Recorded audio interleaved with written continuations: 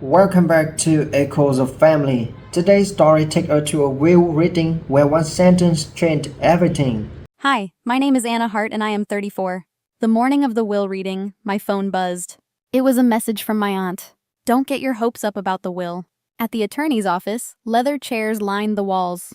My father leaned close to my sister, his hand on her shoulder, their eyes sharing the kind of victory smile you see before the referee even blows the whistle. I sat alone, receipts of phone calls and hospital visits in my bag.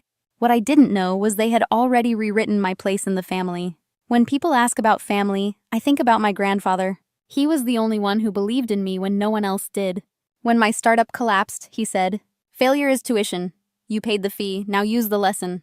When my marriage ended, he told me, "You're not broken, Anna. You're free to choose again." My father never spoke that way. He looked at me like I was a bill he regretted paying. At dinners, if I offered an idea, he waved his hand. "You never finish anything," he'd say, cutting me down mid-sentence. My sister learned to nod and smile at him. She wore success like a costume, always polished, always favored. Whenever she walked in, he called her the daughter I can rely on. Once, at a holiday meal, I set the table early. He walked in, saw her adding napkins, and said, "You always know how to take charge." She hadn't lifted a single plate. At family meetings, I was told to keep quiet. When bills came due or errands piled up, my phone buzzed with a group text. "Anna can handle it." It was never phrased as a request. I learned to bring groceries without asking, to cover late utility fees just until next month. When I pushed back once, my sister tilted her head. "Better let someone capable handle it," she said sweetly. Capable meant her, of course. My father didn't argue, he agreed. And when I looked at my grandfather for help, he was the only one who shook his head and whispered, "Don't let them write you out of your own story." Still, every insult stacked like bricks on my chest. Each time they dismissed me, each time they said I wasn't enough, I felt the ground tilting toward their version of family. I thought the will would be different. Grandpa knew who showed up at the hospital, who drove him to appointments, who sat through the long nights when machines beeped endlessly. But my father and my sister had rehearsed their roles. She played the perfect heir, he played the proud patriarch, and I was cast as the irresponsible daughter, a part I never auditioned for but kept getting assigned. Every slight, every insult, every shove to the side was groundwork for what they planned next. I stopped arguing at the table and started keeping records. I printed every email my grandfather sent and slid them into sleeves. The one that mattered most read, "The lake house will be Anna's." I kept 3 copies, one at home, one at work, one off-site. I scanned his letters in high resolution and saved the PDFs twice. File names were dates, not feelings, so nothing got lost. I added pharmacy receipts, parking stubs, and clinic badges. When people forget, paper remembers. I made it remember for me. I opened a cheap P.O. box near the bus stop. No more missing mail when family handled the mailbox key. I ordered certified copies of his deed and the tax history. County stamps look boring, but boredom wins in court. At legal aid, a volunteer attorney read my folder slowly. "Preserve metadata," she said.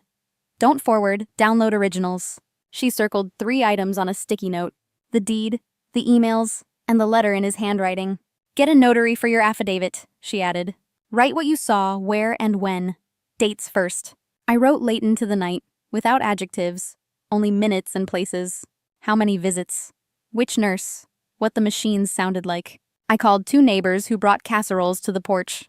"Would you sign a witness statement?" I asked, voice steady.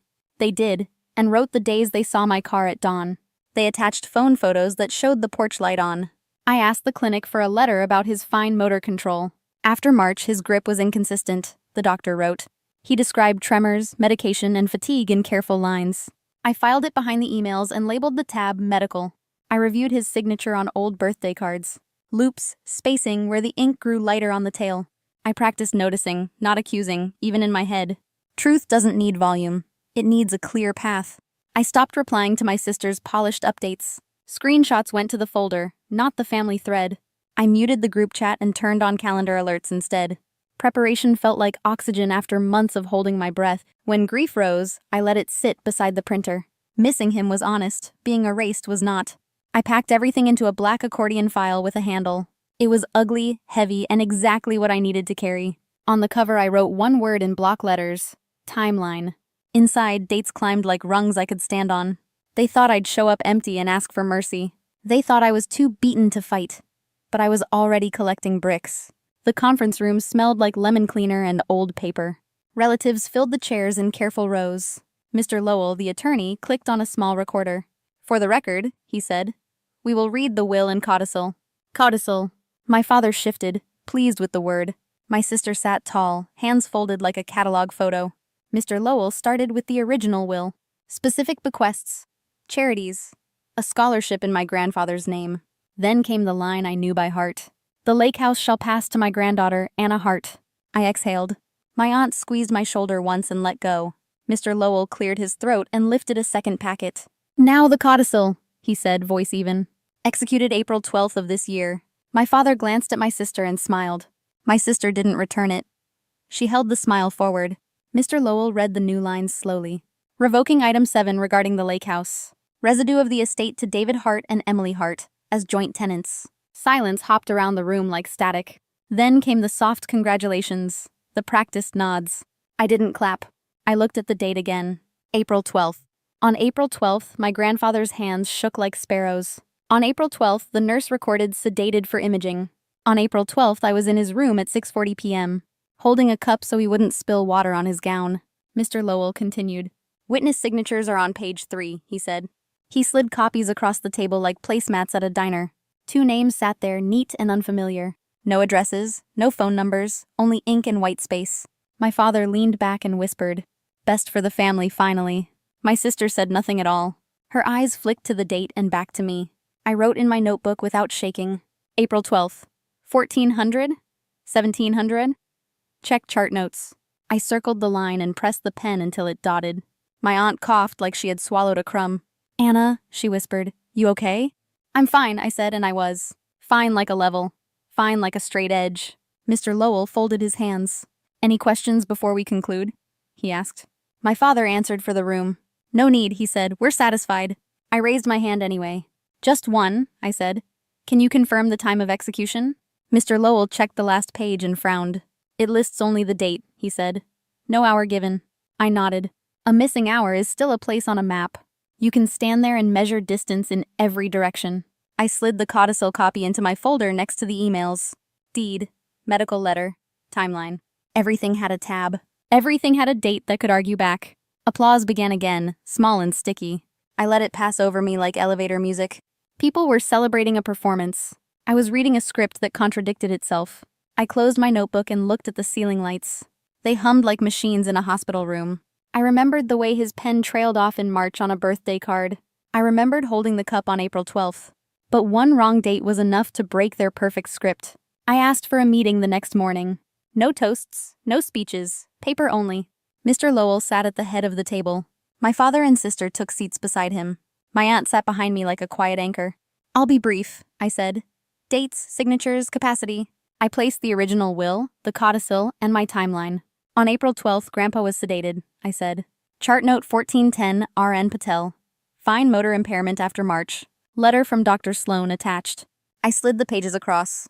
Capacity matters. So do hands that can't grip. My father exhaled. He changed his mind. "Then the paper will match," I said. "It doesn't." I set down his March birthday card. Soft loops, fading tail. Then pointed at the codicil. Sharp strokes, wrong rhythm. "Where are witness addresses?" I asked. "Where's the notary journal entry for April 12th? Where's the time of execution?" Mr. Lowell checked the copy. "No hour listed," he said. "No notary attachment here." My sister lifted her chin. "Grandpa wanted harmony." "Harmony doesn't need missing hours," I said. "Harmony doesn't need strangers for witnesses." I laid out 2 emails from Winter. "The lake house will be Anna's," he wrote. "Keep the taxes current. She knows the caretaker." My father tried the old line. "You never finish anything." "I'm finishing this," I said, "with dates and original ink." I turned procedural. Preserve all originals. Suspend distribution. Produce the notary log. Contact both witnesses. Certified copies of the medical notes. I'm filing a petition to contest the codicil. Mr. Lowell looked at me, then at the table. "My duty is to the estate-in-law," he said. "Given these discrepancies, distribution is suspended. We'll secure the originals and notify the court." My sister whispered, "You're embarrassing the family." "Family embarrassed itself," I said. "I'm rescuing the truth." My father tried softer this time. "Handle it privately." "Privately is how records disappear," I answered. "Publicly is how records stand." Mr. Lowell slid over a pad. List what you want copied. I wrote without shaking. Originals, notary journal, witness info, email headers, metadata, chain of custody, names and timestamps. You'll have it in writing by close of business, he said. Chairs scraped. The room hummed like an old scanner. My father closed his mouth without finding words. My sister's practiced smile couldn't hold. No one told me to be reasonable. No one told me to be quiet. For the first time, they couldn't shout me down. The paper spoke louder. The probate order arrived on a gray Tuesday morning. Mr. Lowell called first and kept it simple. The court invalidated the codicil, he said. Original will stands. The lake house passes to you, Anna. I sat very still and let my breath catch up. Then I asked for everything in writing. Of course, he said. Certified copies this afternoon. My father texted within minutes. We can settle this privately, he wrote. Privately is how it went wrong, I replied. All future contact in writing. I drove to the courthouse and signed for the packet. Order stamped. Findings listed. Capacity, witnesses, execution, all addressed. Dates and ink had done what pleading never could. At the lake road, the water flashed between trees. The house waited with its quiet windows and stubborn lock. I changed the cylinders and labeled the new keys. Not to shut people out, but to keep the order in. Inside, dust floated like memory. I opened the windows and let the rooms breathe. On the mantel, his photo stood beside a chipped mug. Failure is tuition, he'd said. Use the lesson. I walked the dock and read the order again. This wasn't a prize. It was a trust I had to keep. I called the caretaker and set a maintenance schedule. Roof, gutters, well pump, taxes on autopay with my name. That evening I wrote 2 short emails. To Mr. Lowell. Thank you. Please close with the clerk when complete. To my family. The court's decision is final. Boundaries remain. My sister sent a single line. You didn't have to take everything. I took responsibility, I wrote. You tried to take the truth. I boxed the evidence and stored it in a dry closet. Not to relive the fight, but to remember the root. Paper had been my voice when my voice shook. It will be there if I ever need it again. I slept in the smallest bedroom that first night. Morning laid a silver path across the water. I made coffee and stood barefoot on the dock. Grief sat beside me quieter than before. I'm not erased. I'm not the daughter who never finishes. I finished the thing that mattered because he asked me to. This house is not a stage. It is a promise kept. My name fits here because the truth does. If you've ever had family try to erase you, you are not alone. Before saying goodbye, if this story touched your heart, please give it a like and share it with someone who needs to hear this today. Don't forget to subscribe for more true family betrayal stories. That reminds us we are stronger than we think.